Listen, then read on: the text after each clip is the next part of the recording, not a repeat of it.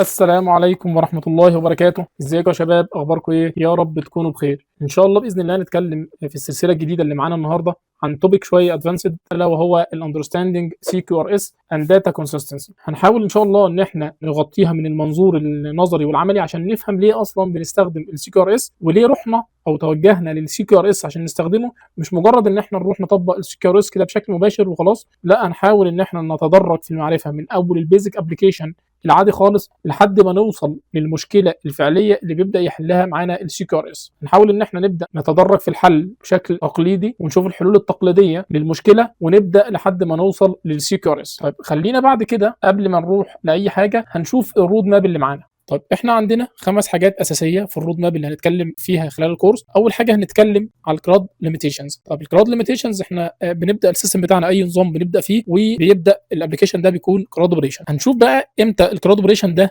يكون فيه ليميت وما يقدرش ان هو بعد كده بعد ما الابلكيشن بتاعي يبدا ينجح ويبدا السكيل بتاعي يكبر بيحصل مشكله في الكراد اوبريشن وما بيقدرش يكمل معايا الطريقه التقليديه. فهنشوف اول حاجه عندنا الكراد ليميتيشن. ثاني حاجه هنشوف الكونفنشنال سوليوشن. هنشوف الكونفنشنال سوليوشن لان انا مش من الطبيعي ان انا بعد ما انا يحصل معايا مشكله في الابلكيشن بتاعي اللي هو كان كراد اوبريشن في الاول ان انا اروح استخدم سي كيو ار اس او اروح استخدم فيها شويه كومبلكسيتي مباشره. لا، انا بستخدم الكونفنشنال سوليوشنز اللي هي زي الاندكسنج والكاشنج والماتيريالايزد فيو، وده هنشوفه برده خلال السلايدز اللي جايه. طيب ثالث حاجه بنتكلم عن السي كيو ار اس فاندامنتالز، ودي المرحله طبعا اللي هنشرح فيها المبادئ الخاصه بالسي كيو ار اس نفسه اللي هي الكور برنسبلز اند امبلمنتيشن باترن، وهنا بقى هنشرح النظريه وراء فصل القراءه عن الكتاب. طيب بعد كده عندنا الامبلمنتيشن سبيكترم. الامبلمنتيشن سبيكترم دي نقطه مهمه جدا لانها بتوضح ان السي كيو ار اس مش مجرد ان انا هخبط والزق وخلاص، حاجه هاخدها كوبي بيست من مكان مثلا او حاجه هشغلها وخلاص. احنا بنبدا من مجرد فصل الكود منطقيا اللي هو كود اونلي سيبريشن تو فول انفراستراكشر سبليت، ان انا بروح افصل في البنيه التحتيه نفسها او افصل في الداتابيز نفسها.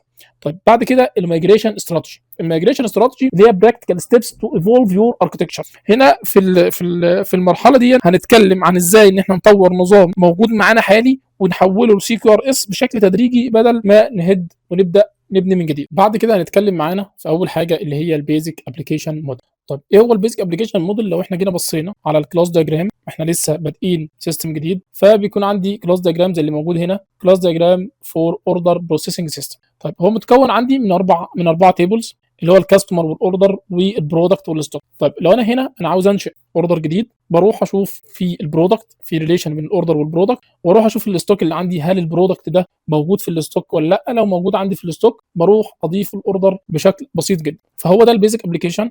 لو انا احتجت ان انا اروح اجيب مثلا كل الكاستمرز اللي موجودين عندي هجيبهم بكويري بسيطه جدا. لو انا احتجت الاوردرز هروح اجيبها برده بكويري بسيطه جدا. ولو انا بادئ السيستم جديد او ده البيزك ابلكيشن بتاعي بيكون عدد الكونكرنسي او عدد المستخدمين ما بيكونش كبير جدا. فهو ده كل البيزك ابلكيشن اللي هو بيبقى عندي اليو اي وعندي الابلكيشن بيروح ينادي على الداتابيز يروح يجيب الداتا ويعرضها في اليو اي. فده كل البيزك ابلكيشن. فانا هنا ما بواجهش اي صعوبه في الابلكيشن، ما بواجهش اي مشكله في البرفورمانس ولا اي مشكله في الداتابيز ولا اي حاجه. طيب بعد كده الابلكيشن بيقول the growing complexity of data creation. طيب اولا بس اللي انا بقوله بتكلم على سامبل، مش شرط ان انا اقول مثلا ان حجم الداتابيز ان هم ال7 تيبلز او ال10 تيبلز دول يعملوا لي مشكله في الداتابيز. لا، احنا بنسيميوليت بس المشكله بتكبر معانا واحده واحده ازاي. طيب انا عندي هناك كان عندي 4 تيبلز، بدا الابلكيشن يكبر معانا، بدا الطلب يزيد من العملاء، بدا الناس تضيف اوردرز كتيره، فبدا الابلكيشن يكبر. فالابلكيشن هنا حصل له جروينج.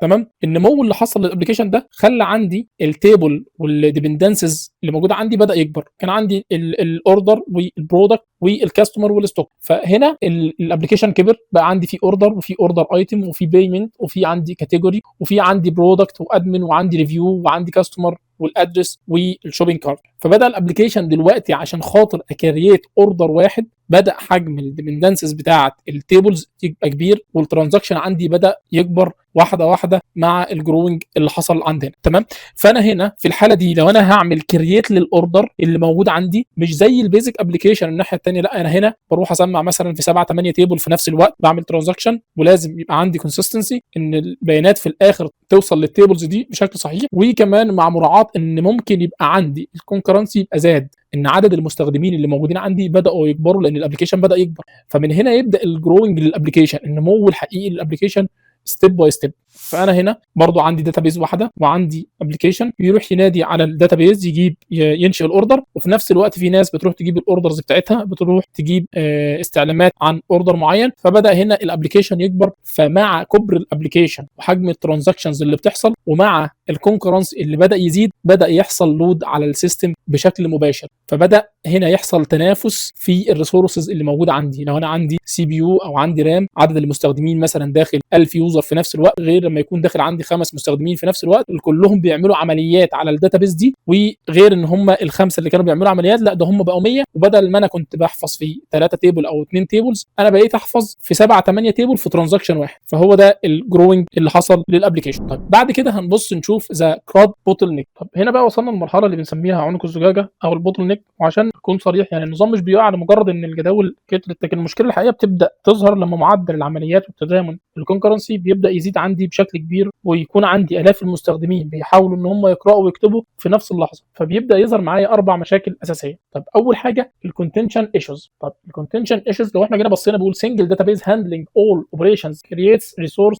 competition between complex read and critical write. ان انا عندي الريسورسز اللي موجوده على الجهاز بتاعي السي بي يو او الرام او غيره، بيبدا يحصل عليها تنافس كبير جدا عشان خاطر اقدر اعمل عمليات الريد او عمليات الرايت. لو انا بجيب مثلا كويري عنيفه او كويري كبيره جدا من الداتابيز اللي عندي، وفي نفس الوقت ان انا عندي عدد الكونكرنسي الكبير ده بيعمل رايت في نفس الوقت على الداتابيز، ان هم بيكريتوا اوردر او بيعملوا حفظ على الداتابيز عندي، فبيحصل عندي تنافس في الريسورس. تاني حاجه بيحصل عندي بيرفورمانس ايشو، بيحصل عندي مشكله في البرفورمانس.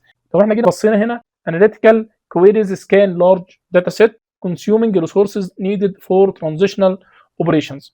ان انا البرفورمانس عندي بيحصل له مشكله كبيره بسبب الريسورسز اللي عماله تتنافس عشان خاطر عمليات الريد والرايت. لو الكويري نفسه كبير هيحصل عندي ضعف في الاداء بشكل كبير. طيب رابع حاجه الكونكرنسي ليميتيشنز. ان انا عندي هنا لو احنا جينا بصينا بيقول رو اند تيبل لوكس اندر هيفي ترافيك كرييت مالتيبلاينج افكت اون سلو داونز. احنا عارفين طبعا ان الداتابيز بيحصل على التيبلز اللي انا بعمل عليها رايت بيحصل عليها لوك عشان خاطر الداتا كونسيستنسي في الاخر بيكون عندي اتساق في البيانات. طيب عشان خاطر الموضوع ده ان الداتا بيحصل عليها لوك، انا لو عندي الكونكرنس زي ما احنا قلنا كبير بيعملوا رايت في نفس الوقت على نفس الداتابيز، هيحصل عندي كيو ان الناس كلها واقفه مستنيه ان البيانات بتاعتها تتحفظ في الداتابيز، فيحصل بطء كبير جدا في الداتابيز. ولو انا عندي كويريز كمان ان انا بروح اجيب مثلا استعلامات من الداتابيز، الكويريز دي هتنتظر لحد ما اللوك ده يفتح والبيانات تتسيف وبعد كده الاستعلامات دي ترجع لي، فيحصل بطء كبير اللي احنا قلنا عليها في الخطوه اللي قبلها ان يحصل عندي مشكله في البرفورمانس. طيب رابع حاجه اللي هو السكيلنج تشالنجز. ان انا بقى عندي تحدي كبير جدا في عمليه السكيل. انا مش قادر ان انا اعمل سكيل الابلكيشن بتاعي مش قادر ان انا اكبره، مش قادر ان انا ازود عدد المستخدمين، بقيت اعمل حساب لكل حاجه ومش قادر ان انا اكبر الابلكيشن بتاعي. طيب بعد كده هنيجي للجزئيه بتاعت التراديشنال سكيلنج ابروتش. ان انا عندي بدل ما اروح للسي كي ار اس او الحلول اللي فيها شويه كومبلكسيتي، بحاول ان انا اخد الموضوع ستيب باي ستيب، ولو الحل اللي موجود عندي اشتغل معايا والامور بقت تمام فخلاص مش محتار ان انا اروح للحلول اللي هي المعقده. طيب اول حاجه بشوفها والناس كلها